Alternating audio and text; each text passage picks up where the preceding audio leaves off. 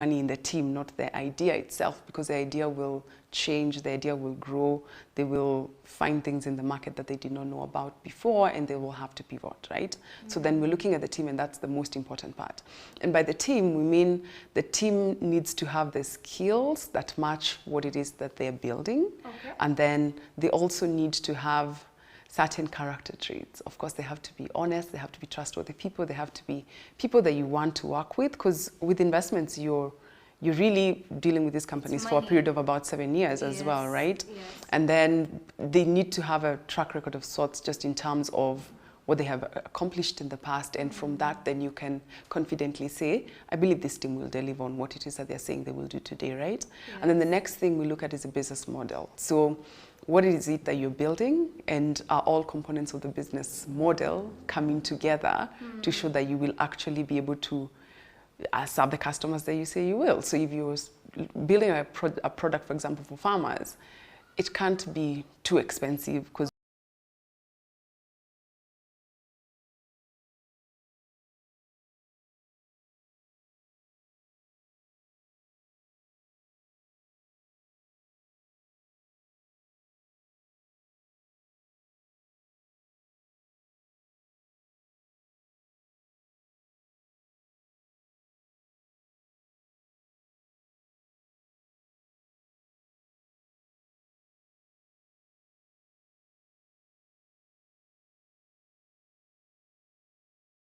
what we have agreed are the the milestones that they need to be accomplishing over the next 18 months, right? So over that period of time, you're really working together almost as part of their team.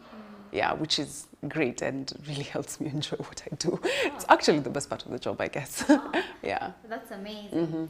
So what percentage, what stake do you take in the company? Does it vary with each company, or is it standard across the board with every company, every startup that comes for funding? It varies, and it depends on how big the company is, how mature is the company, right? So if the company has already created value themselves, it would mean you would get a smaller stake for more money. But then for other companies, you find that they're really, really early, and you're actually coming in as a co-founder, so you get compensated with a larger stake. Those are some of the insights that were shared with us with regard to investments of early stage startups. Different investment funds have different focus areas. Know in which criteria your startup lies. Venture capitalists are out here ready to invest in you. Mudeo Mumu, TV47. That was a story on startup funding, that is small medium enterprises, by Miss Faith Chege. And we're going to take a short break, after which we are going to be discussing the theme topic for the day, that is cryptocurrencies. Remember to interact with us on all our social media platforms at TV47KE and at Mudeo Mumu.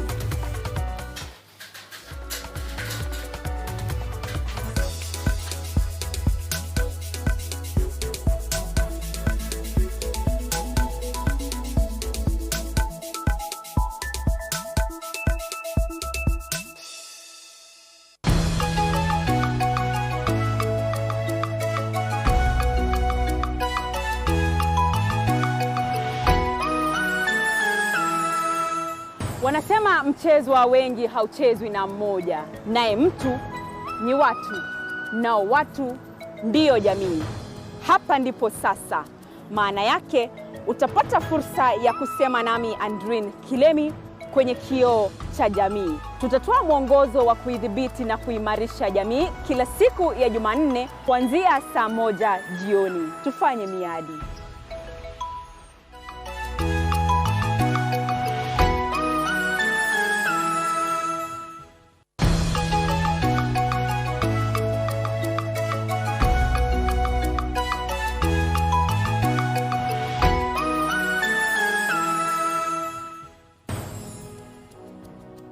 Katika nchi ambayo ina watu zaidi ya milioni 45, miongoni mwetu kuna kundi spesheli, kundi la wasanii. Wasanii huchangia pakubwa katika makuzi ya lugha na vile kuangazia mambo ambayo yanaathiri jamii. Kila Jumamosi saa 1 jioni ndani ya upeo wa TV47 na Clifford Ndubi, jukwaa ni lako msanii. na fursa ni yetu kuburudika.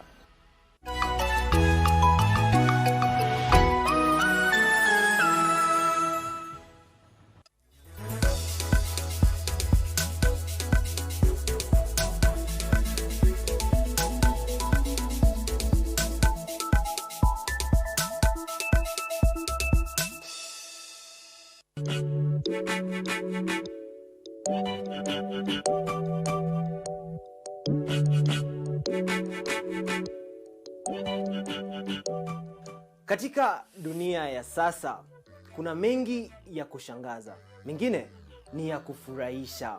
Wapo wanaochora, wengine wanajihusisha katika uvumbuzi, ila cha wastani ni azma yao ya kujiendeleza maishani. Ungana nami James Kimani katika kipindi cha Karama za Jamii, tukiangazia wanaojimudu maishani kupitia talanta zao, hapa katika TV47, macho na sauti yetu.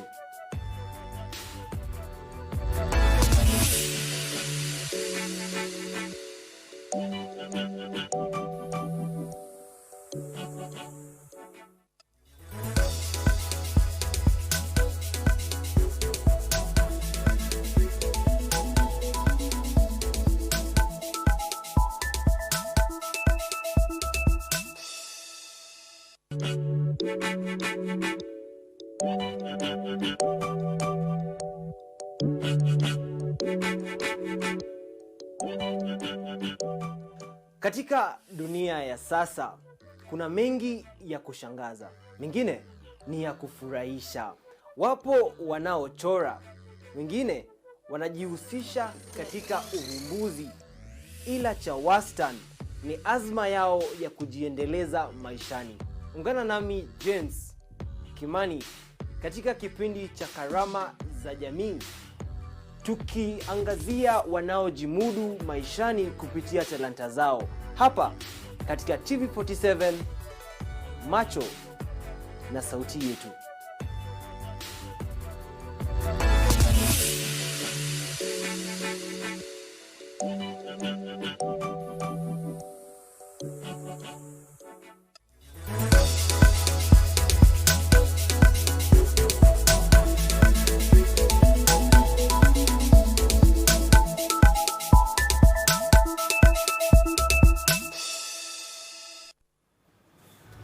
Welcome back. This is the day's counter at TV47, and the theme topic for the day is cryptocurrencies.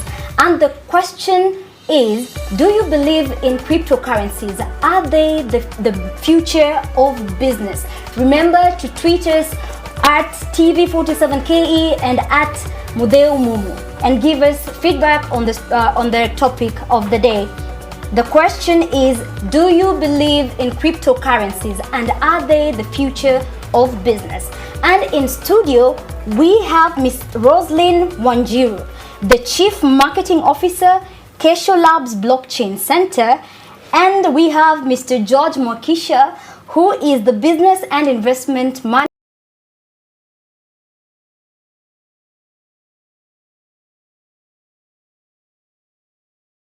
about it being mentioned here and there, but I don't think we quite grasp what it is about. What is cryptocurrencies? So a cryptocurrency is basically what you call a digital asset. That's the easiest way to explain it.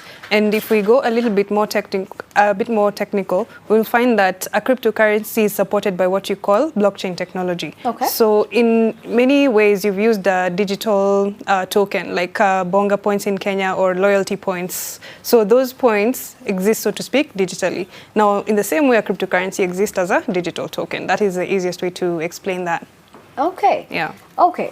So let's say a regular mwananchi wants to invest in cryptocurrencies, taking in point what you have just explained what it is. Yeah. How would they go about it? Because I I have no idea, maybe perhaps as a mwananchi, a regular mwananchi, how I'd go about it, where I'd go find a person who would be willing to help me invest in cryptocurrencies. How would I go about it as a regular mwananchi? All right, so the best way actually is to be able to join some of the forums whereby people actually discuss what cryptocurrencies are, share just general knowledge, even before investing, because it's very important for people to understand, yes, it's a digital asset like a stock. So you find that there's a learning curve, which is very important, and that is what perhaps sometimes keeps people from trying to find out, okay, so you hear this, then you find that there are scams, and that keeps people away. So if you find a trusted forum, for example, then you'll be able to find some knowledge that you can at least work with and know the basics. So for example, knowing which digital wallet to take,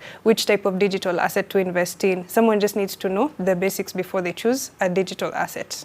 So it's very, I will emphasize in fact on knowledge before now getting to these digital assets. Okay. Yeah. Mr. Mwakisha, Yes. you have a bit of experience, background in banking. Yes. So what is the difference between ordinary currency, that is paper currency, and cryptocurrencies? Okay. Now, ordinary currencies in cryptocurrency environment, we usually call them the fiat currency. Okay. So the fiat currency is basically the paper money, which is printed and supplied by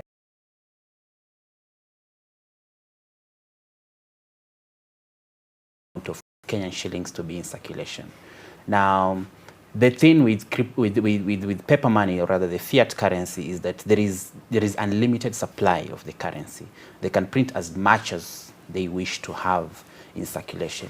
That definitely, like right now, nobody really knows how many dollars we have, how many euros we have in the world, how many Kenyan shillings really we have in circulation. Because at the same time as they print more, also the fake people are there to print their own fake currency, which looks like the real currency, and of course the supply is anonymous.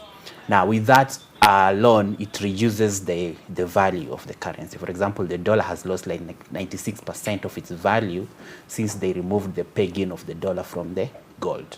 Initially, the dollar was pegged in every in gold supply in the world, but as time went on, they realized that that's not a good idea, so they removed the pegging of the dollar in the from the gold. So our dollar is just a piece of paper. Kenyan shillings is just a piece of paper. It's only that we have attached diminishes, or rather as value.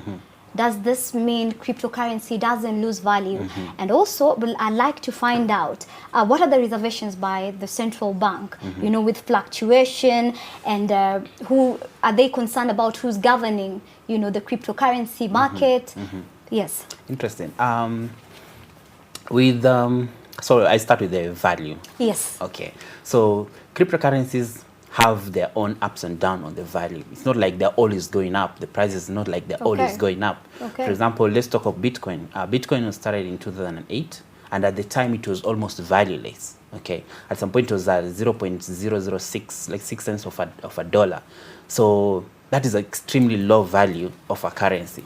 And we know at some point around May 2010, someone bought 2 pizzas with 10,000 Bitcoins.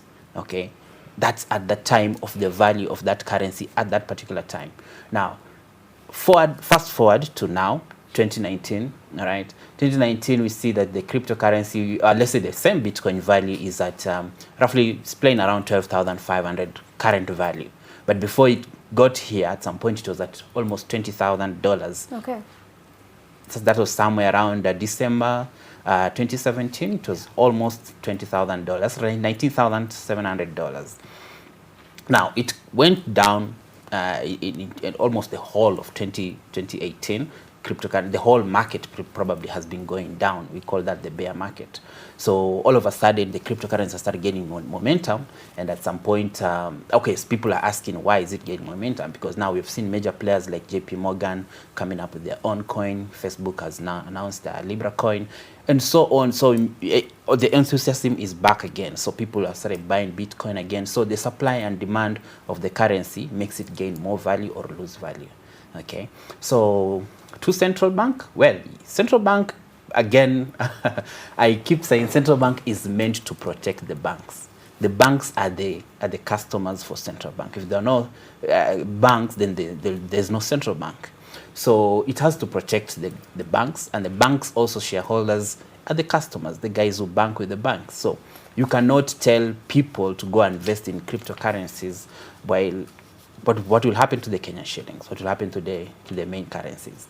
That was their position much earlier. So central bank specifically has been warning people against investing in cryptocurrencies, and they say, of course, if you lose your money there, there's nowhere you can run to complain that you've lost your money in cryptocurrencies, which is true. You can't come to the government and tell them you've lost your money in cryptocurrencies. So what they do, they protect the investors, they protect the banks, they protect the Kenyan shillings, which is their main currency. Yes. So that is true. That is agreeable. Okay, it's the normal thing to do as a government. But again, what I can tell central bank is very simple. Don't look at the cryptocurrencies. Okay, let's look at the technology behind cryptocurrencies, which is blockchain. Blockchain is an extremely good. I can't even. The word good is not good enough. I can say it's exactly what the banks have been waiting for. For example, let's start with a simple thing like KYC. KYC in the banks, that is know your customer. But every time you go to a bank to open an account, you're given some forms to fill. Yes. So you put your name, your ID, where you belong, blah, blah, blah. So let's say I've gone to, let me just mention any bank like Stanchart. Go there, open an account with Stanchart. And then 2-3 months down the line, I realized, wow, I think I need an account with Equity because most of my investors are in Equity. So to do money transfer, it's easier. So you go to Equity and then you tell them, I need to open an account. So you start the process again, fill your forms, blah, blah, blah. And of course, you have they give you an account. Now, that is KYC on the banking. So doing KYC all the time, you need to open an account. Why should you do that? And we only have one regulator, which is the KBA, which is the central bank. Why should we always have to keep filling forms every time we approach a bank institution to open an account, or rather to do business with them, to transact with them? Now, blockchain actually solved that problem, because once you give your data to one institution, it should be everywhere. Everybody should be able to see it. So if you try to fraud Stanchart, Equity can, every time you put your data there, they will be like, wow, this guy was a fraudster actually in Stanchart. He actually bounced several checks and stuff like that. It can be seen. So Equity, as the same entity or as Stanchart, can be able to tell very fast that, okay, you're not the right person we need to do business with. So the reason why you find many people can scam several banks because of that weakness. And that's why central bank should be looking at blockchain as one of the technology. You can even go further and talk about check clearance.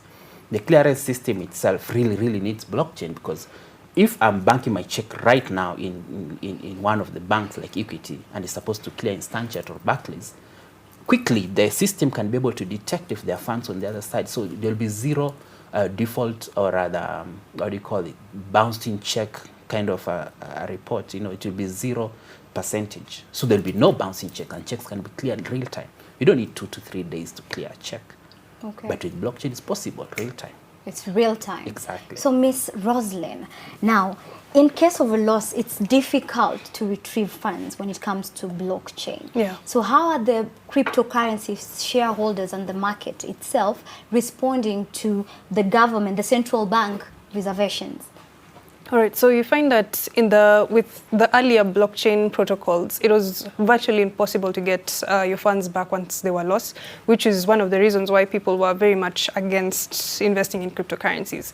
And then you came to have the issues of exchanges whereby you want to trade one cryptocurrency against another because the price differences, you want to make a profit and all that. Then you find that with certain exchanges, their funds are hacked. And that's another reason why people are like, no, I don't want to lose my money again in an exchange. So you find that later protocols for blockchain technology do allow a mechanism for reversal, or at least a way to retrieve funds. Now, that's not exactly perfect as it is right now, but it's a step in the right direction so that people are able to have some level of confidence, or at least not completely overrule digital currencies as an alternative investment. That said, then the fact that there's no broker, again, at the end of the day, is just that someone needs to have due diligence all through, just as with any other practical investment like land or stocks or anything else, you put due diligence there. So with cryptocurrency, it's also the same. Someone needs to have that due diligence to ensure that I'm investing in an exchange, yes, but I have my passwords in check. I have, I review my assets. I will check if I'm online, whether I'm browsing secure sites, if I'm using ad blockers and things like that, just to make sure that you're not probably spending time on risky websites where your information is likely to be stolen. Because one of the main ways that someone, for example, can lose money through hacking is that someone sends you an email and says, yeah, I know what you did, send me money so that I don't leak your information. And that's somebody who's manipulating you, of course, but at that point in time, you don't have any proof that, they're trying to manipulate you. So in that case, people just need to be very careful about being in either websites or forums where your information is just being given out and you have no way of knowing what's really being done with that information. Okay. Yeah. Speaking of passwords and protection of your accounts, have you had a case where someone has lost their money to hackers, and what happened when that occurred?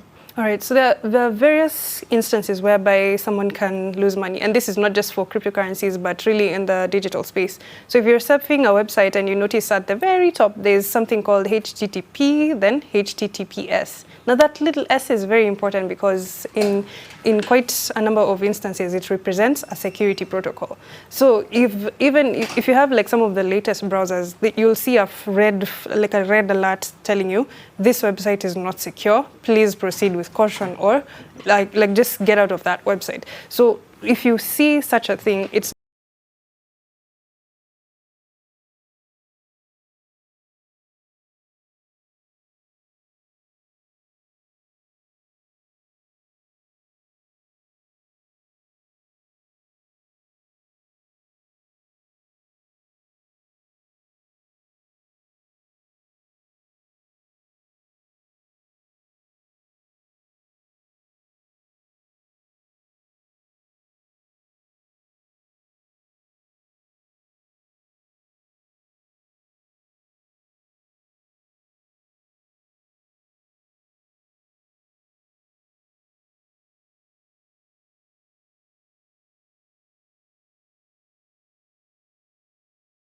Of the day is, do you believe in cryptocurrencies and are they the future of business?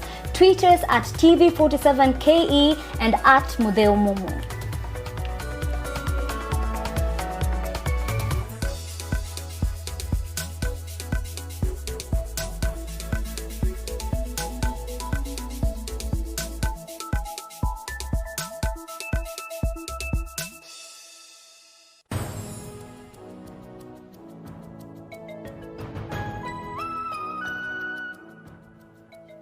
Uhuru, sheria na haki ni vipengee muhimu katika maisha ya kila siku. Na iwapo serikali itafanikiwa katika makuzi ya jamii iliyo na mwelekeo, basi sharti sheria hizo zifuatwe. Na kwa sababu sheria ni msumeno hukata mbele na nyuma, ni vyema kufahamu tungo hizi. Siku zote jambo usilolijua ni kama usiku wa giza. Ungana nami Clifford Ndubi, Nami Andrine Kileni, kila siku ya Jumatatu saa 1 jioni, tukidonoa na kuchanganua sheria hizi zinazotudhibiti.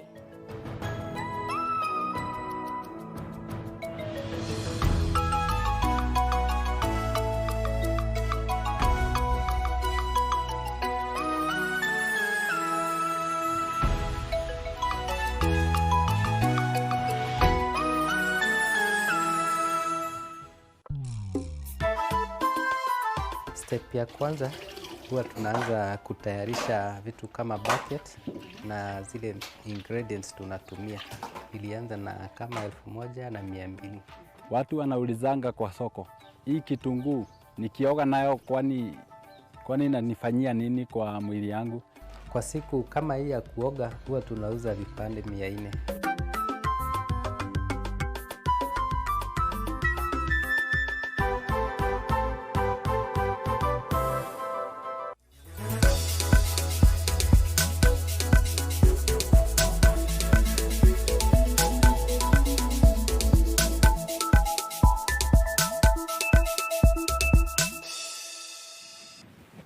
Welcome back to the day's counter, and the question for the day is, do you believe in cryptocurrencies and are they the future of business? And the theme topic is cryptocurrencies. Remember to tweet us on @TV47 and @Mudeomumu. The question for the day is, do you believe in cryptocurrencies and are they the future of business? And Mr. Mokisha, Yes. coming back to you. Yes.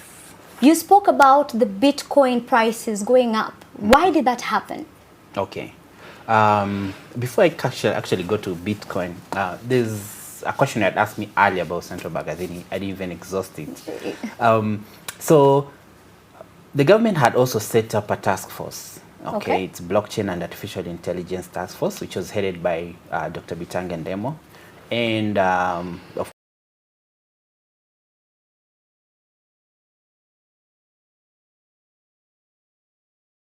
the task force came up with a report, which was released, I think, 10 months ago.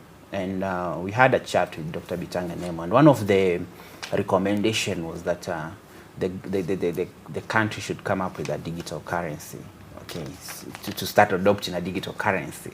Now, of course, that's what central bank should be looking at. You know, what are the recommendations exactly on the cryptocurrencies and stuff. So that one already will lead us in a very good direction when it comes to adoption of this technology. And when you look now when you look at it deeper, there is so much we can do as a government when we have a digital currency for transaction.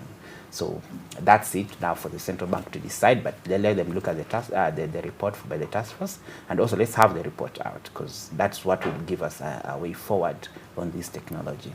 Do you feel like it will be counterproductive to have another currency, seeing that we already have paper money, paper currency, and then for the government to adopt cryptocurrency? Okay. That won't be counterproductive. Now it won't, because what we're going to have as a digital currency is going to be pegged on the Kenyan shilling. Okay. Whereby every 1 shilling of the specific digital currency is the same as the physical paper money we have physically. Okay, like we have with the other currencies from other countries. Exactly. Like we have those, we call them stable coins. Okay. They don't go up and down of the prices. They're actually pegged to a specific digital physical asset which is existing, like the Kenyan shilling, like the dollar, we have USDT, like also the Libra coin is going to be pegged on specific fiat currencies. So that will not have the volatility of the prices. Now, coming now to your question from that angle, is that Bitcoin itself, it's a cryptocurrency, right? It's a digital currency which is owned by the people. Okay, it's not owned by any institution which can detect the volatility of the prices. When you say owned by the people, what does that mean? Okay, now this takes us back to blockchain technology. Yes. Blockchain technology basically is a technology which which gives mandate to several points of authority. It's not like a centralized kind of an environment whereby, like, for example, let's talk of central bank. Central bank is a central point which decides how many Kenyan shillings to print, when to change the face of the currency, how it should look like. It's a centralized point of authority. Now, different that with the blockchain technology is that it decentralizes that authority to several people. Now, the people here can be computers, can be the real people. You know, when you have your asset in a specific place, now that is where the authority is. So why did it rise so much in the past? Now, rising of prices of cryptocurrency has been normal since inception. Okay. Because as I spoke earlier, the Bitcoin price was at 0.006 when it almost started at that time. Okay. So it's been going up and down because of demand and supply. Now, so many infrastructures have made it possible for the cryptocurrency adoption, and as the time goes on, more of it will either be rising up or going down. Now, the other technicalities like the mining factor of the cryptocurrencies and all that, but basically before we go there, the supply and demand of the cryptocurrencies make it possible to rise up and down. Now, something which we at the space have noticed why it might have risen so fast is because since JP Morgan announced that they're going to to launch their Just cryptocurrency. kindly, let's Yes. hold on to that thought a Okay. bit. Miss Evelyn, seeing that the prices have kept on rising from inception, what are the investment opportunities that are common mwananchi? A mwananchi that does not know about what cryptocurrency is, what opportunities do they have to invest in it? Okay, so there are different digital currencies. There's a website called coinmarketcap.com. Okay. So at coinmarketcap.com, somebody can just look at some of the top 10 or top 20 digital assets and they can compare the prices. There Okay. are some that go for as low as 100 shillings, others are less than about 50 shillings, others are 1,000 shillings. What is the return in investment for that at No. 100 bob? At 100 bob, now you find that there are percentages. There's a price rise of about 2%, like every 24 hours, and you find that like even per week, there's a price difference of maybe even 7%. All this information is on that website, and somebody has you can compare them at any time, really. Okay. And once you see the prices, you see like this one is for what, even that's 10 shillings or 100 shillings, you can decide, I'm going to buy something that's worth 500 shillings, and you actually just observe it over a week, over a month, then you decide, okay, then I'll invest 1,000 shillings, and with that, I can see it rising to maybe 1,200, and so on and so forth. It's just about somebody seeing the asset that they want and seeing how to grow with that. You don't have to think about, with cryptocurrencies, you don't have to be like an accredited investor, put in 100,000, 500,000, 1 million shillings and all that much money, because the fact, as George mentioned, there's no central authority, and the fact that there's blockchain technology, which makes it that if you have an internet connection, you can access this. Okay. You don't have to create like what you call okay, like with most investment, you have to create a CDS account with Yes. with stocks, right? Yes. And that's different for different countries. Yes. But now you see for digital assets, it's borderless. Like, doesn't matter which country you are. Although, like for some countries, then there are limited permissions. But for most cryptocurrencies, really, all you just need is an internet connection and a relevant wallet. Then now you invest however much money you want. There's no limit, really. Duration of returns? Duration, it could be anywhere from 24 hours to 1 week. That fast? Yes, that's why we talk about the volatility being such a big deal.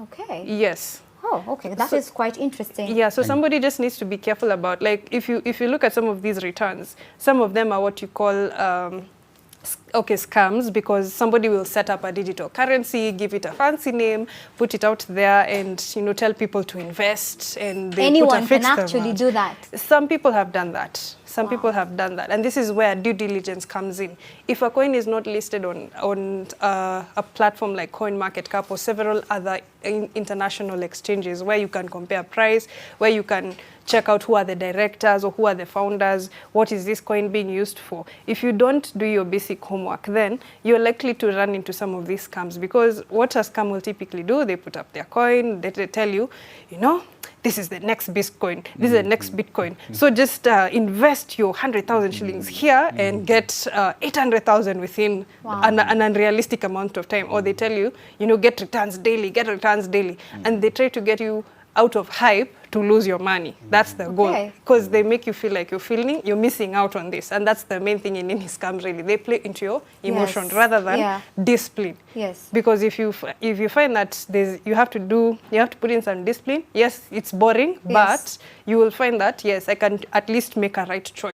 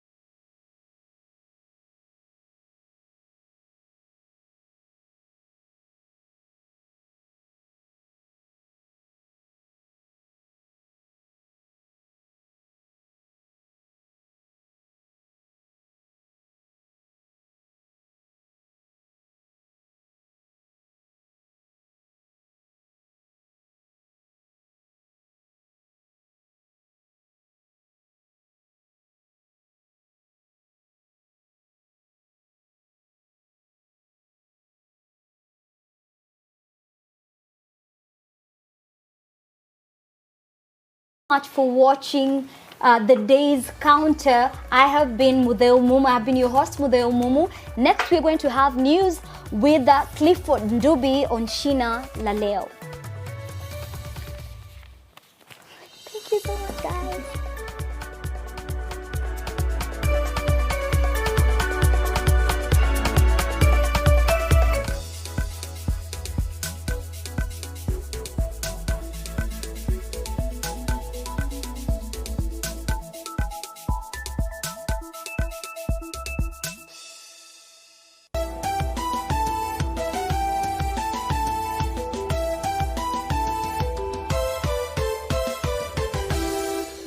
Bila shaka mtaka cha mvunguni shati ainame.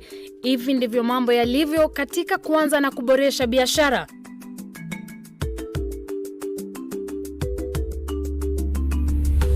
Kipindi cha biashara za familia kitaangazia biashara zilizofua dafu na zinamilikiwa na familia. Working with the family. Kufanya kazi na familia si rahisi. Manake wakati mwingine wanakufa.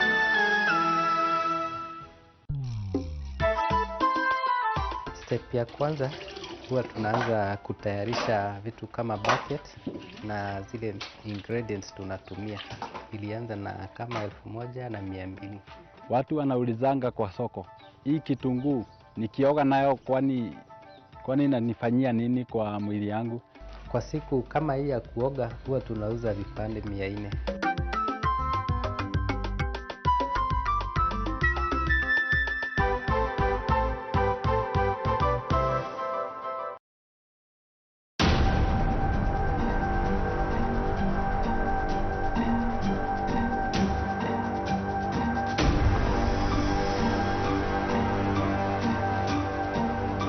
Sasa wakati ilikuwa red, ilianza kutoa tumaji.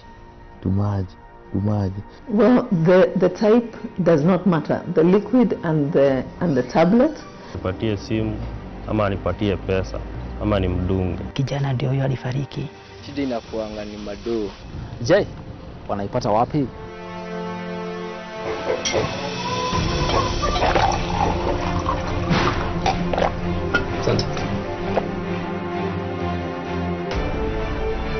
Unaona hapa kwenye hiyo hapa na holi? Hiyo ndio gift yao. Oh, hapo